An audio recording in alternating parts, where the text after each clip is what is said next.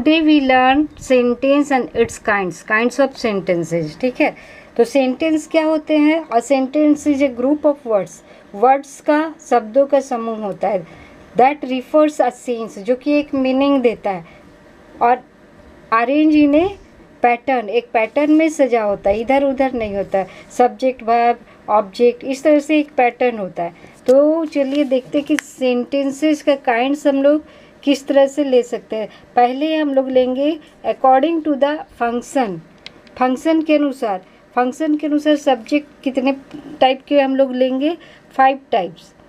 Different sentences convey different meaning, अलग अलग meaning देता है अकॉर्डिंग टू द फंक्शन, और फंक्शन के अनुसार they perform. Sentences are divided into the 5 kinds. Okay, तो 5 काइंड्स में पहला है असर्टिव सेंटेंस। असर्टिव सेंटेंस क्या होते हैं? तो assertive sentence they are also called declarative sentence or statements. And assertive sentences ends with a full stop. Full stop से ये खत्म होता है, और ये डिक्लेरेटिव भी कहलाता है। ठीक है, ये स्टेटमेंट्स भी कहते हैं इसको। और इसमें नेगेटिव भी आ सकता है इसमें, और पॉजिटिव सेंटेंस भी आ सकता है, अफर्मेटिव या पॉजिटिव। जैसे Rahul is very popular, Rahul is not very popular. You do look well or you don't look well. Okay, दोनों तरह से हम लोग लिख सकते हैं। I play, I don't play, दोनों ही असर्टिव सेंटेंस है, नेगेटिव हो या अफर्मेटिव। ओके, नेक्स्ट हम लोग देखते हैं इंटरोगेटिव सेंटेंस। इंटरोगेटिव सेंटेंस क्या होता है? They are also called questions. Question sentence ही होते हैं interrogative sentence. They are use to ask questions, और ये हम लोग किस में यूज करते हैं? क्वेश्चन पूछने में यूज करते हैं।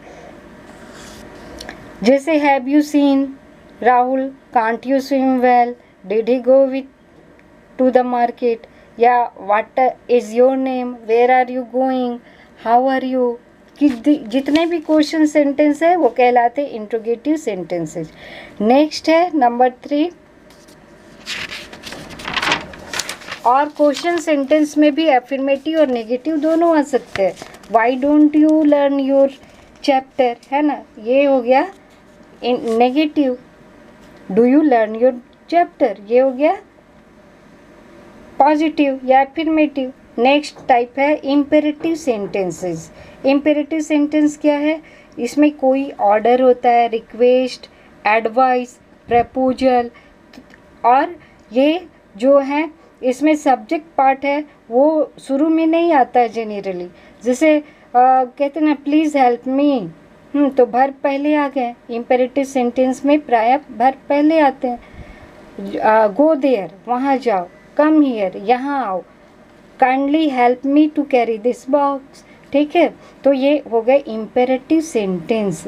जैसे डोंट कीप योर बुक, इसमें भी नेगेटिव आ सकता है ना, नेगेटिव अफर्मेटिव दोनों हो सकते हैं। Don't keep your book on the dining table, dining table में बुक मत रखो, ये ऑर्डर हो गया। ठीक है, रिक्वेस्ट में please fetch me a glass of water, please मुझे एक गिलास पानी ला दो। ठीक है, या प्रपोजल देखेंगे तो let us go out for a walk, हम लोग वॉकिंग के लिए चलते हैं। ठीक है, फॉरगिव मी योर ऑनर, ये इंटरेटिव है। तो इस तरह से इम्पेरेटिव सेंटेंस बनाते हैं हम लोग। नेक्स्ट है ऑप्टेटिव सेंटेंस। ऑप्टेटिव सेंटेंस क्या होते हैं? तो sentences which express a prayer, wish, curse. हाँ, तो प्रेयर जैसे गॉड ब्लेस यू। कर्स मतलब होता है बुरा भला कहना। हाँ, जैसे कुछ भी श्राप देना हिंदी में कहते हैं ना, या बुरा भला कुछ कहना। जैसे गो टू हेल, जाओ नरक में पड़ो तुम। मे you burn in the fires of hello, इस तरह से ये हो गया कर्स। और विश करते हैं जैसे may you get success, may God bless you. हाँ, ये इस तरह से के सेंटेंस को कहते हैं optative sentence. May God bless you. ठीक है, may you live a happy and prosperous life, God bless you my son, may you burn in the fires of hell, ये कर्स हो गया। Would that I were rich, ये wish कर रहे हैं कि ऐसा होता, कि मैं धनी होता। May you not see another sunrise, तो ये हो गया, ये कर्स हो रहा है, ठीक है। मे the king live for ever, तो ये विश कर रहे हैं, ठीक है, कि किंग हमेशा के लिए जीवित रहे। तो ये ऑप्टेटिव सेंटेंस हमेशा क्या होता है, एंड विथ एक्सक्लेमेटरी मार्क, इसमें एक्सक्लेमेशन मार्क होता है, ठीक है, एंड में। फिर एक्सक्लेमेटरी सेंटेंस, इसमें भी एक्सक्लेमेशन मार्क होता है वर्ड्स में, एक्सक्लेमेटरी सेंटेंस में। तो एक्सक्लेमेटरी सेंटेंसेज और एक्सक्लेमेशंस एक्सप्रेस सर्टेन फीलिंग्स, जो सर्टेन फीलिंग्स हम लोग ओह हाँ अलास हाय इस तरह से करते हैं ना, तो ये फीलिंग्स जो जिस सेंटेंस में आए तो वो होता है exclamatory sentence. This feelings can be of happiness, happiness खुशी के हो सकते हैं ये फीलिंग्स, सॉरो दुख के भी हो सकते हैं, सरप्राइज आश्चर्य की भी हो सकते हैं, एप्लयूज या फिर शाबाशी के हो सकते हैं, है ना, प्रशंसा के। और they can be use to attract attention. Hello, तो हेलो अट्रैक्शन करने के लिए बोलते हैं, ये भी एक्सक्लेमेटरी सेंटेंस में आ जाते हैं, ओके। तो ये एक्सक्लेमेटरी वर्ड है हेलो। अब देखिए examples, hurray we have all pass, हाँ ये खुशी से बोल रहे कि हुर्रे हम सभी पास हो गए हैं, ठीक है। तो ये हुर्रे क्या एक्सक्लेमेटरी वर्ड है ना, तो ये एक्सक्लेमेटरी सेंटेंस हो गया पूरा। अलास ये दुख से बोल रहे हैं, the old peon has died, old peon जो है वो डाइड हो गए हैं ना। हश फादर इज रीडिंग, ये भी हम लोग एक्सक्लेमेटरी सेंटेंस है, चुप कराने के लिए हश यूज कर रहे हैं एक्सक्लेमेशन वर्ड। हेलो ये भी एक्सक्लेमेशन वर्ड है। हाउ आर यू ये क्वेश्चन है, हाँ सेंटेंस क्वेश्चन बन जाएगा अगर हेलो ना हो तो, how are you interrogative sentence, लेकिन हेलो शुरू में दे दिए तो ये बन गया exclamatory sentence, okay. Bravo well done my son, तो ये भी एक्सक्लेमेटरी सेंटेंस है। हाउ टॉल ही इज, यहाँ पे हम लोग आश्चर्य से बोल रहे कि कितना लंबा है वो, है ना, तो ये एक्सक्लेमेटरी सेंटेंस है। व्हाट ए ब्यूटीफुल सीनरी, हाँ कितना सुंदर ये सीनरी है, तो यहाँ भी हम लोग एक्सप्रेस कर रहे हैं ना सरप्राइज या पेल्यूज किया, ओह कितना सुंदर है। आई एम बैडली हर्ट, ये दुख से बोल रहे हैं। तो इस तरह से ये एक्सक्लेमेटरी सेंटेंस, इस तरह हम लोगों ने देखा ये 5 टाइप्स ऑफ सेंटेंस हुए अकॉर्डिंग टू फंक्शन, है ना, जिस तरह का काम कर रहा है ये सेंटेंसेज उस टाइप में हम लोगों ने इसे बांट दिया। तो पहला कौन सा था, असर्टिव या डिक्लेरेटिव सेंटेंस, और दूसरे हो गए इंट्रोगेटिव यानी क्वेश्चन सेंटेंस, और थर्ड हो गया इम्पेरेटिव सेंटेंस यानी कि जिसमें रिक्वेस्ट एडवाइस प्रपोजल हो ऑर्डर हो, ये इम्पेरेटिव सेंटेंस होते हैं। और फोर्थ हो गए ऑप्टेटिव सेंटेंस जिसमें कि विश हो प्रेयर हो कर्स हो, है ना। और फिर नेक्स्ट 5 नंबर हो गए एक्सक्लेमेटरी सेंटेंस जिसमें कि एक्सप्रेस करते सडन फीलिंग्स, है ना, of sorrow happiness surprise applause, okay ये समझ में आया। अब एक और टाइप से हम लोग इसको सेंटेंस का काइंड्स बनाते हैं। तो दूसरा किस तरह से हम सेंटेंस का काइंड्स बनाते हैं इसे हम लोग देखते हैं। According to the function of clauses, clauses के फंक्शन के अनुसार, क्लॉज क्या होता है, group of words having some meaning, है ना, and having subject and verb. Phrase होता है ग्रुप ऑफ वर्ड्स जिसका एक मीनिंग होता है, उसमें सब्जेक्ट वर्ब होना नहीं होता, लेकिन जो क्लॉज होता है उसमें सब्जेक्ट और वर्ब होता है और इसलिए ये सेंटेंस का पार्ट होता है। Sentences are further divided into 3 kinds. तो according to function of clause, clause की फंक्शन के अनुसार सेंटेंस को 3 भाग में हम लोग बांटते हैं। पहला हो गया सिंपल सेंटेंस, दूसरा कंपाउंड सेंटेंस और थर्ड हो गया कॉम्प्लेक्स सेंटेंस। तो सिंपल सेंटेंस कैसे होते हैं, सिंपल सेंटेंस में जिसमें एक सब्जेक्ट एक वर्ब होता है, ठीक है, और जैसे कि I play, he is singing, they are going, Rahul plays cricket, तो ये सब हो गया है सिंपल सेंटेंस।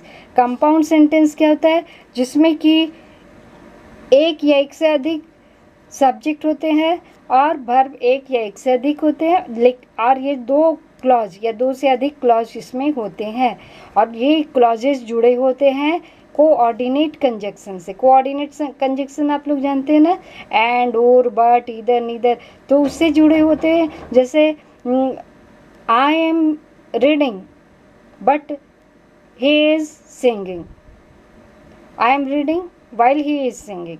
तो वाइल या बट ये जब जो है ये हो गए कंजक्शन, जो दो क्लॉज को जोड़ रहे हैं, और ये बनता है कैसे, कंपाउंड सेंटेंस। ओके, तो इसको हम लोग देखते हैं। देखो, ही इज इंटेलिजेंट, ये सिंपल सेंटेंस है। ही इज एक वर्ब है, एक सब्जेक्ट है, ठीक है।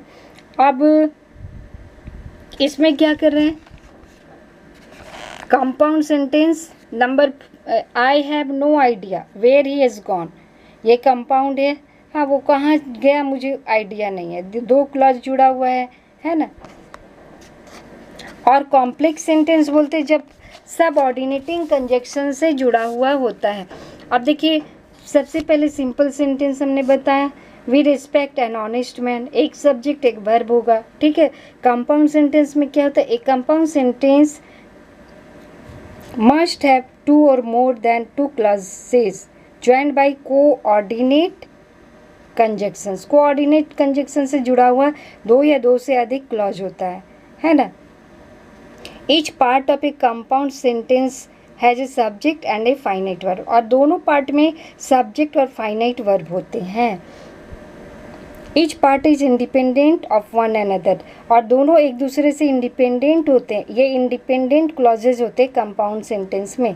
Each clause in a compound sentence is a principal और मेन क्लॉज, और उसमें एक प्रिंसिपल या मेन क्लॉज होता है, हाँ, नोन एज कोऑर्डिनेट क्लॉज। लेकिन ये कंपाउंड में ये नहीं होता, इसको आप लोग छोड़ दीजिए, ठीक है। ये सेंटेंस इसमें बुक में ठीक नहीं है, इसको हटाइए। आप जानिए कि कंपाउंड सेंटेंस में कोऑर्डिनेट कंजक्शन होता है, और उसी से जुड़ा हुआ क्लॉजेज दो या दो से अधिक क्लॉजेज होते हैं, है ना। जैसे यहाँ एग्जांपल देखिए, Reema wanted to play but I decided to go do my homework, ठीक है। तो रीमा वांटेड टू प्ले एक क्लॉज हुआ। हाँ, अगर हम इसको एक सेंटेंस भी यहाँ फुल स्टॉप करेंगे तो बन जाएगा। कंजक्शन है बट उसके बाद हो गया I decided to do my homework, ठीक है, ये दूसरा क्लॉज हुआ। दोनों इंडिपेंडेंट है, दोनों को अलग अलग हम लिखें तो दो सेंटेंस भी बन सकते हैं। तो एक सेंटेंस में बने हैं दोनों, तो ये दोनों क्लॉज कहलाते हैं, दोनों का सब्जेक्ट है। रीमा सब्जेक्ट है, वांटेड यहाँ वर्ब है, हो गया। अब इसमें सेकेंड क्लॉज में देखो, आई सब्जेक्ट है, डिसाइडेड वर्ब है, और बट से जुड़ा हुआ है। तो ये किस टाइप का कंपाउंड सेंटेंस है, ठीक है। एक और देखो, एक सब्जेक्ट दो verb, Karan was tired, Karan tired था, ठीक है, थका हुआ था, ये हो गया एक क्लॉज। एंड हो गया ये conjunction, wanted to take rest, वो वांटेड हो गया दूसरा, सब्जेक्ट एक ही है करण, लेकिन दो वर्ब हो गया, टायर्ड और दूसरा वांटेड, ठीक है। तो इस तरह से भी बनते हैं जिसमें दो वर्ब हो, सब्जेक्ट एक हो, लेकिन ये जुड़ा हुआ एंड कंजक्शन, जो कि सब ये कौन सा एंड कौन सा कंजक्शन है, coordinate conjunction.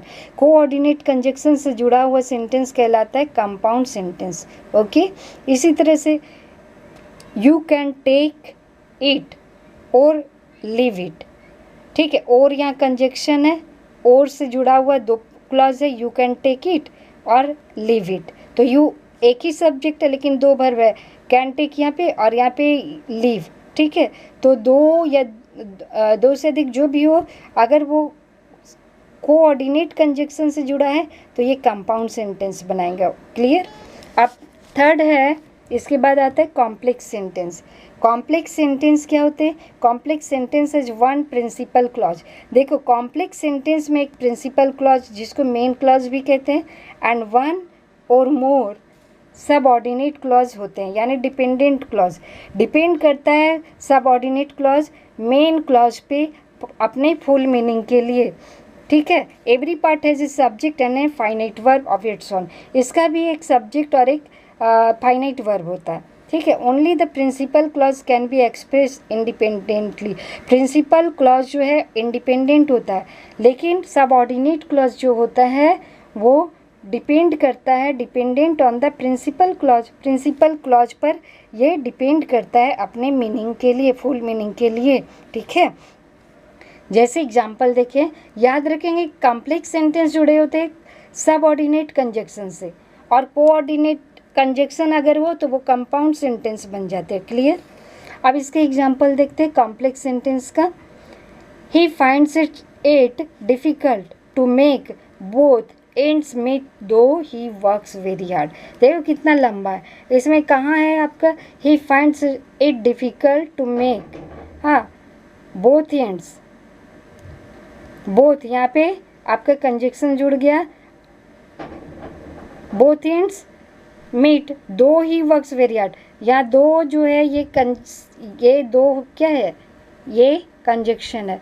He works very hard, वो बहुत मेहनत करता है, फिर भी he finds it difficult to make both ends meet, ठीक, फिर भी वो बहुत ही मुश्किल होता है उसे सफलता पाने में, ठीक है। I could not go to school yesterday because I was ill. यहाँ बिकॉज ये कौन सा कंजक्शन है, सबऑर्डिनेट, ठीक है, इसलिए ये कॉम्प्लेक्स सेंटेंस है। आई वॉज इल, ये बिकॉज आई वॉज इल, क्योंकि मैं बीमार था, सो या इसीलिए क्या हुआ, I could not go to school yesterday, कल मैं स्कूल नहीं जा सका, ठीक है।